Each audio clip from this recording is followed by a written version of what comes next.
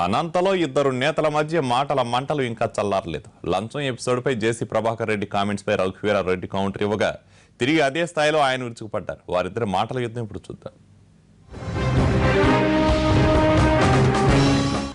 Telugu Desam party అధ్యక్షుడు, రాష్ట్ర ముఖ్యమంత్రి చంద్రబాబు నాయుడు గారు వాళ్ళ ఎమ్మెల్యేలు, వాళ్ళ ఎంపీలు, వాళ్ళ పార్టీ నాయకులు మాట్లాడేటువంటి తీరును వారు సమాధానం ఇవ్వాల్సినటువంటి అవసరం.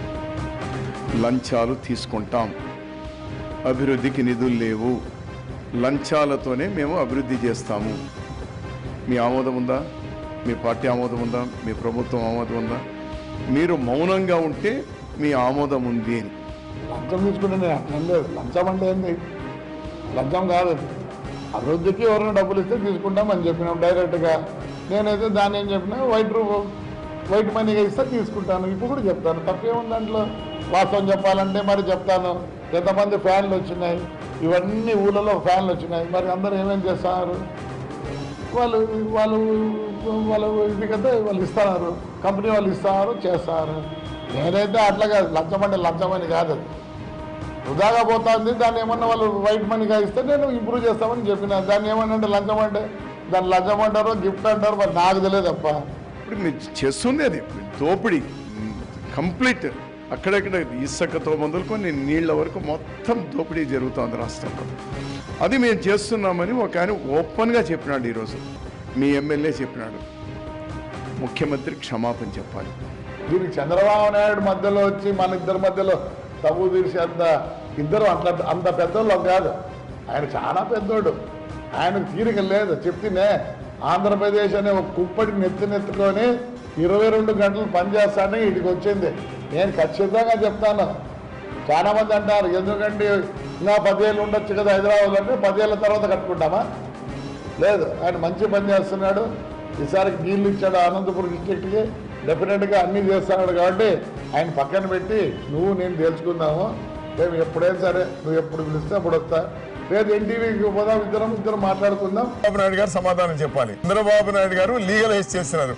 ఇసుక దోపిడీ చేసుకోండి, నేను పట్టిసీమ దోపిడీ చేసుకుంటాను, తర్వాత అంగన్వాడీ పోస్టులు అమ్ముకోండి, లేకపోతే మీరు అన్ని లీగలైజ్. లంచం అనేది లీగలైజ్ చేస్తారు చంద్రబాబు నాయుడు గారు. శభాష్ చంద్రబాబు నాయుడు గారు, మీ పరిపాలన బ్రహ్మాండంగా ఉంది. మీ ఎమ్మెల్యేనే ఈరోజు రికార్డ్ గా పోయినాడు, నేను వసూలు చేస్తాను అని చెప్పేసి. శభాష్ చంద్రబాబు నాయుడు గారు, శభాష్. నీ కథ అంతా చెప్తా. నీకు మలేషియాలో ఉండే పామాయిల గురించి, నీకు ఒరిస్సాలో ఉండే పామాయిల గురించి, ఎక్కడెక్కడ ఏమున్నాయి నాకు తెలుసు. నేను పుట్టింది 69లోనే. నేను కాలేజీ పోతే కార్లో, ఫియట్ కార్లో పోయినావన్నీ. ఏమి ఈ ముద్దు కూడా అసెంబ్లీకి ల్యాండ్ కూర్చున్నా, లేకపోతే మర్సిడీస్ బెంజ్లో పోతానా? నాకు ఎవరి గురించి భయపడాల్సిపల్లే. నా సొంతం ఇన్కమ్ నాకు ఉంది, నా సొంతం ఇది ఉన్నాయి, బస్సులు ఉన్నాయి, లారీలు ఉన్నాయి, బ్రహ్మాండంగా తిరుగుతాయి, బాగా చేసుకుంటున్నా. నేను ఎవరికి భయపడాల్సిన పనిలే. నేను ఇన్కమ్ ట్యాక్స్ సబ్సిడీ కూడా తొందర ఏం లేదు. ఏమే ప్రజలకు సేవ చేయాలంటే ఏదో ఒకటి చేయాలా. ఈ మాదిరి డబ్బులు చేసుకొని ఇంట్లో కూర్చోలే. మోసం మళ్ళీ ఇప్పుడు జగన్ మళ్ళీ కలుపుకుంటారు. ఎందుకంటే నీకు పీసీసీ పోయిందనుకో నీకేం లేదు, పలకరించేవాడు కూడా లేడు. లేదు నేను బదావర ఇద్దరు 7వ కంటెక్ట్ చేద్దాం కౌన్సిలర్గా. నువ్వు యా ఊరు చెప్తా ఆ ఊర్లో నన్ను గెలిపిస్తారు, నిన్ను గెలిపిస్తారు, చూసుకుందాం. ఎక్కువ మాట్లాడద్దు. చాలా ఎక్కువ మాట్లాడితే మటుకు ఇంకో విధంగా ఉంటుంది. నీ చెంచాగాళ్ళతో మాట్లాడేద్దు.